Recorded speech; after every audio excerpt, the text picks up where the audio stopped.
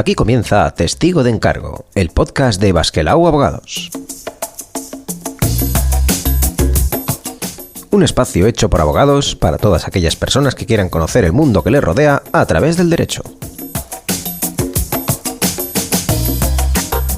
Hoy volvemos a hablar de autónomos. Después de que el otro día os contásemos cómo funciona la tarifa plana, hoy nos vamos a centrar en la figura del falso autónomo. Y es que en menos de 2 meses hemos conocido 2 noticias que han puesto en el punto de mira modelos de negocio de compañías tan importantes y conocidas como son Glovo y Amazon.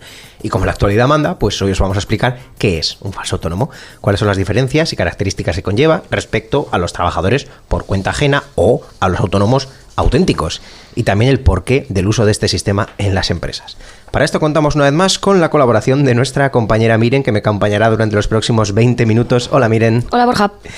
Y dicho esto y hechas las presentaciones, comenzamos.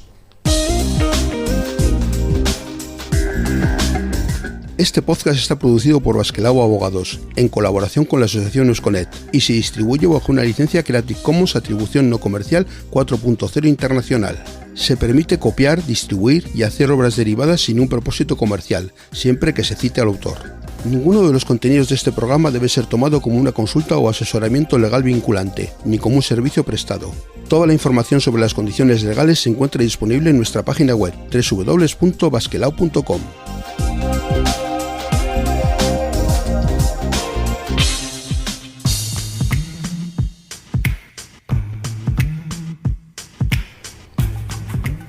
Arrancamos ya con este programa hoy para hablar de los falsos autónomos y en nuestra primera parte, ya sabéis, el glosario. Haremos una serie de definiciones y ejemplos de estos conceptos que vamos a manejar, que para ello nos ayudará nuestra compañera Miren. Miren, lo primero, ¿qué es un trabajador por cuenta ajena? Bueno, Borja, un trabajador por cuenta ajena es una persona que ha firmado un contrato laboral para realizar una actividad profesional para otra persona. Que esta persona puede ser o un empresario individual o puede ser una sociedad, por ejemplo, una SL, o lo que conocemos como trabajar para alguien. Uh-huh. Una de las características más importantes de este tipo de contratos nos las encontramos en el Estatuto de los Trabajadores. Por simplificar, ajenidad y dependencia, en 2 palabras. Ajá, vale, pues vamos con la primera de ellas, ajenidad. ¿Qué es la ajenidad? La ajenidad es una característica que se da como propia dentro del contrato de trabajo. Por eso, cuando trabajamos para una empresa, se denomina legalmente como trabajo por cuenta ajena. ¿Y esto qué supone? Bueno, que los medios con los cuales trabajo pertenecen a la persona que nos ha contratado. Esta persona, que como hemos dicho puede ser un empresario o una sociedad, busca un cliente, acuerda un precio con ellos y asume unos riesgos que nosotros como trabajador no, recoge los beneficios y a nosotros nos paga una cantidad que puede ser más o menos fija por ser una parte de su estructura, es decir, una rueda en el engranaje de su empresa.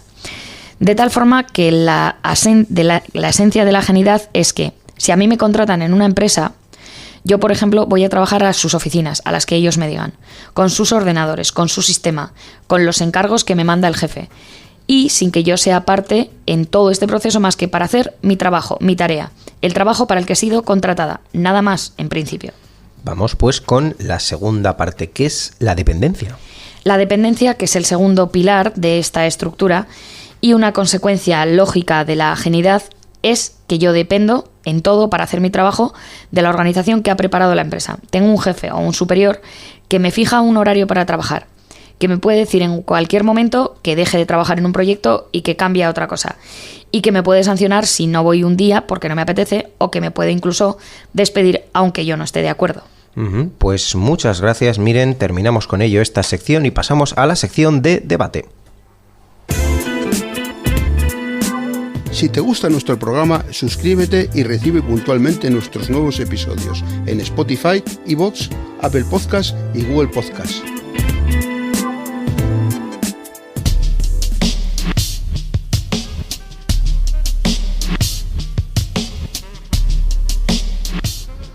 Y llegamos a esta segunda parte del programa, el debate o la conversación sobre este tema, sobre el tema de los falsos autónomos.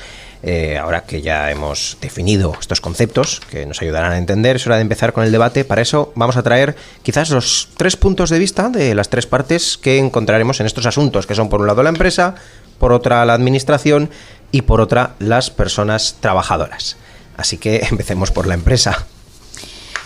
La pregunta que cabría hacernos desde la empresa sería: ¿por qué contratar a una persona por cuenta ajena, o mejor, por qué un falso autónomo? Es decir, ¿qué beneficios tiene un falso autónomo para la empresa frente a un trabajador por cuenta ajena? Bueno, debo decir que no estoy en la mente de todas las personas que han utilizado esta figura, pero yo al menos creo que su principal atractivo es el dinero.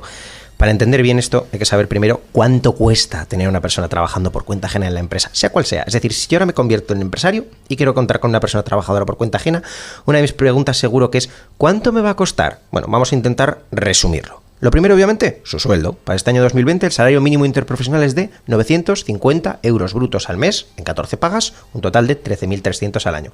Eso siempre que trabaja jornada completa. Si es parcial, pues lo que corresponda según el porcentaje.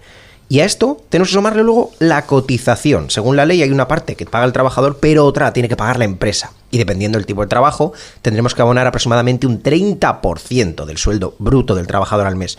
Así, cogiendo el caso anterior, un mínimo de 13.300 al año nos cuesta 3.990 adicionales. Es decir, una media de 1.440 euros de coste fijo mensual mínimo, si esa persona va a trabajar, como he dicho, a tiempo completo.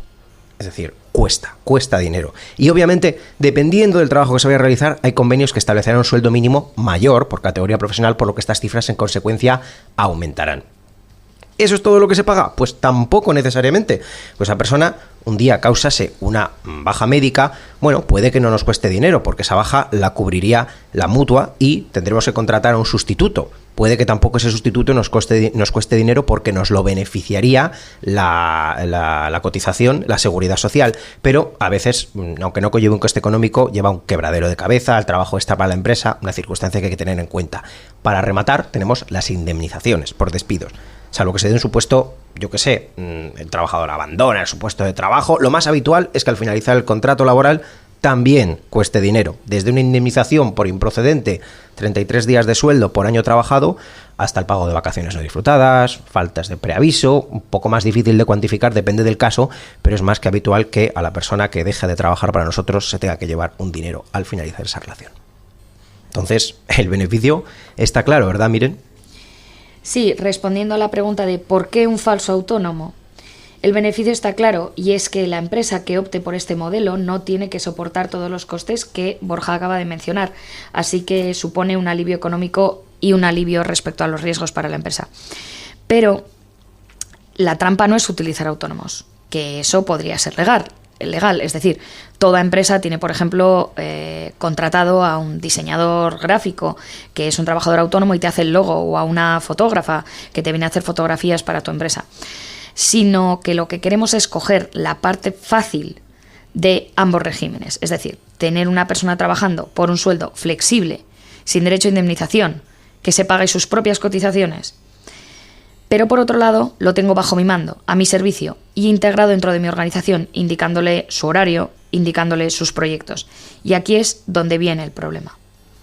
Frente a esto, como ya imaginaréis, para ciertas profesiones que no requieren, pues para su desempeño, grandes medios materiales, se ha venido dando la costumbre de emplear personas bajo una falsa apariencia de ser autónomos. Hablamos sobre todo de profesiones liberales, en las que basta pues un ordenador para hacer el trabajo, comerciales, muy habitual, personas que no trabajan en un espacio físico, o trabajos que se pueden hacer sin estar en un sitio concreto o empleando pues técnicas que dependan únicamente del conocimiento de una persona, no es estar en una fábrica con una máquina. En los últimos años, los que han estado en el centro de la polémica, ya hemos dicho, son los famosos riders o repartidores de algunas aplicaciones de servicio a domicilio, pero no son ni mucho menos los únicos. Por otro lado, tenemos los casos de la administración, este segundo punto de vista. Aquí es cómo combatimos el fraude, donde se inicia la persecución administrativa y judicial, que podríamos comparar con aquella que protagonizaban el Coyote y el Correcaminos en los dibujos animados de Warner Bros. Inspección de Trabajo es quien en primer lugar tiene que ocuparse de vigilar que esta condición de autónomo no sea utilizada de forma fraudulenta por las empresas y, en su caso, ocuparse de sancionar a las mismas.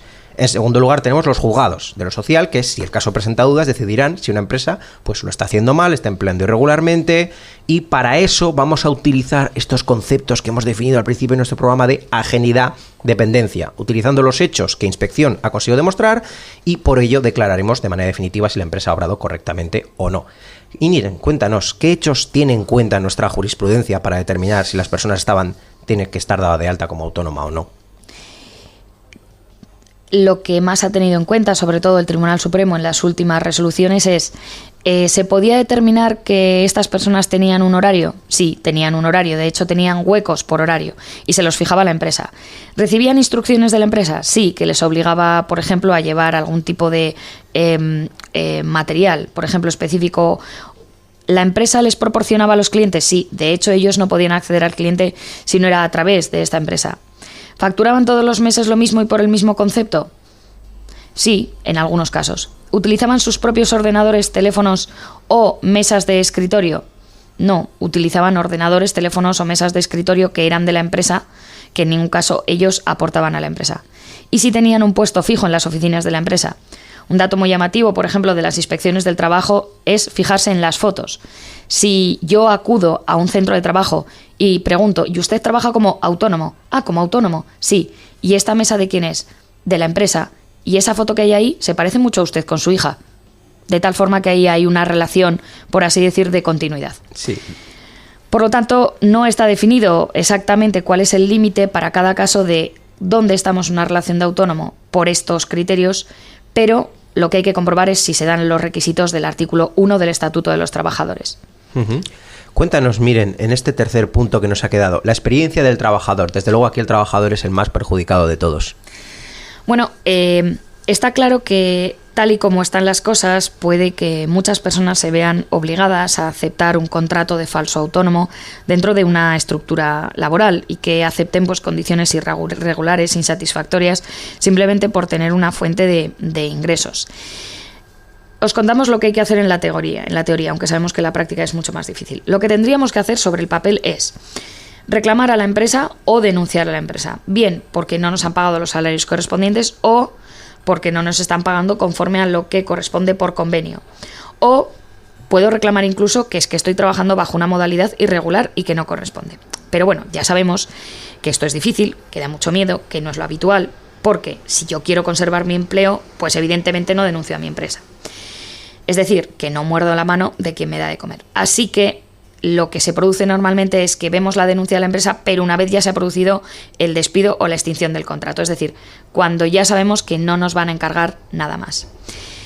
Como hemos comentado antes, en el caso de los riders, en el caso particular de la empresa Glovo, que envía reparto a domicilio, podemos contar además con la experiencia de José Antonio del Moral. Para quien no lo conozca, José Antonio del Moral, fundador de Ya.com, inversor, fundador de Alianzo y que además cuenta a través de su propia empresa Ganancia, una experiencia que él ha tenido. Él ha estado, por así decir, infiltrado, esperemos que no se enfade por esto, infiltrado dentro de Glovo y a través de un interesantísimo artículo ha contado toda su experiencia.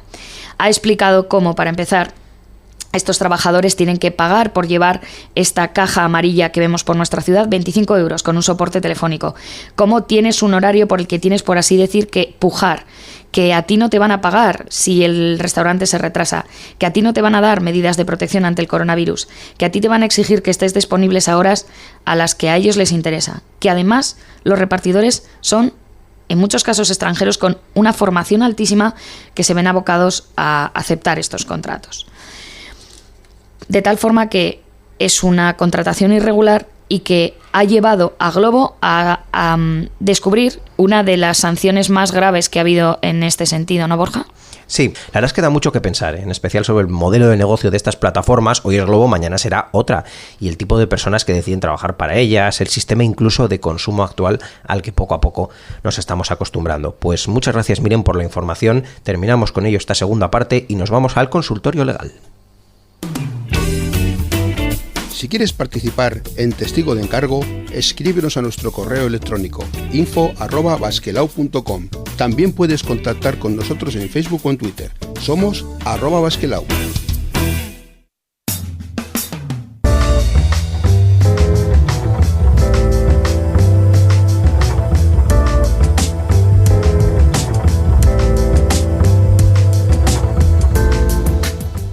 Continuamos con Testigo de Encargo, el podcast de Basquelau Abogados. Vamos ahora con el consultorio legal. Nos han venido preguntas después del primer programa que hicimos sobre las cotizaciones de los autónomos y su derecho a pensión, las cuales pues nos va a traer nuestra compañera Miren. En primer lugar, ¿qué pasa con la mujer de un autónomo que trabaja con él ¿por qué no puede ser una asalariada por este jefe, por su marido? Efectivamente, esta persona se ha dado cuenta de que nuestro sistema no permite que una persona de nuestra familia nos contrate por el régimen general, que es el de trabajadores por cuenta ajena, nos obliga a encajar en una figura llamada autónomo colaborador. Esto es así siempre que se cumplan pues, una serie de requisitos. Tiene que ser un familiar directo, que conviva en el hogar del autónomo y esté a su cargo, ¿vale? Cónyuge, descendientes, ascendientes, otros parientes que estén hasta el 2º grado de consanguinidad o afinidad. ¿Por qué? Porque, bueno, digamos que la Seguridad Social entiende que al final pues todo va al mismo saco, todo se queda en casa, que solemos decir. Y lo bueno, eso sí, que es que ofrece bonificaciones en la cuota, es decir, pagas una cuota más reducida de lo habitual.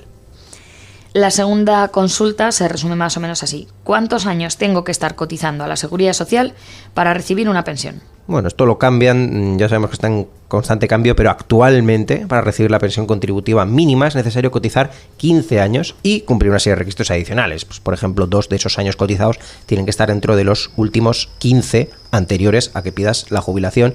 Y, como digo, es actualmente. Ya veremos cómo va a cambiar dentro de los próximos años, que tiene pinta de que lo hará. Si no llegamos a cumplir estos requisitos, el Estado tiene previsto una solución que se conoce como la pensión no contributiva. Si acreditamos no tener ingresos mínimos suficientes, la Seguridad Social nos reconocerá una pensión que su cantidad dependerá de las rentas que cada persona o la suma de las personas con las que conviva tengan, lo que también conocemos muchas personas como la unidad familiar. Sobre esta misma cuestión, ¿y qué pasa si en esos años he cotizado un tiempo sobre cuenta ajena y otro tiempo sobre autónomo? Bueno, quizás es un poco más complejo para responder a esto. Habría que decir cómo se calcula nuestra pensión, qué fórmula. La palabra clave aquí es la base de cotización y para obtenerla, en principio habría que hacer la media de las bases que yo he tenido en todos mis trabajos, sea como autónomo, por cuenta ajena, durante un determinado periodo de tiempo. Todo esto, como decimos, cambiante. Según la ley, si hemos cotizado a varios regímenes y en alguno no llegamos al mínimo para tener pensión, podemos acumular la base de cotización de ese donde no llegamos a otro donde sí. Es decir, si en autónomo llega a los 15 años, meto lo que he cotizado en el régimen general donde a lo mejor sí llego, siempre sobre un límite, pero bueno, se pueden acumular. Lo importante, a partir del año 2022 está previsto que se utilicen nuestros últimos 25 años, es decir, los 25 previos a pedir la jubilación, para calcular todo lo que hemos cotizado y hacer esa media, de lo que obtendremos la cantidad que nos va a corresponder de pensión. Pues hasta aquí nuestro consultorio. Recordad que si queréis nos podéis hacer llegar vuestras dudas y preguntas usando nuestro email, nuestro formulario web o escribiendo a nuestras redes sociales.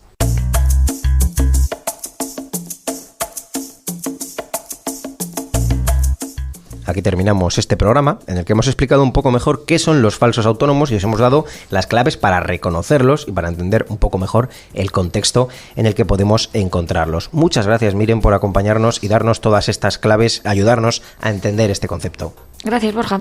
Y ya sabéis que para contactar con nosotros, hacernos llegar vuestras dudas, sugerencias, tenéis nuestra web www.basquelau.com y nuestras redes sociales. Seguidnos, estar al tanto de nuestras novedades. Esperamos haber sido de ayuda y seguir siéndolo en el próximo programa. Agur.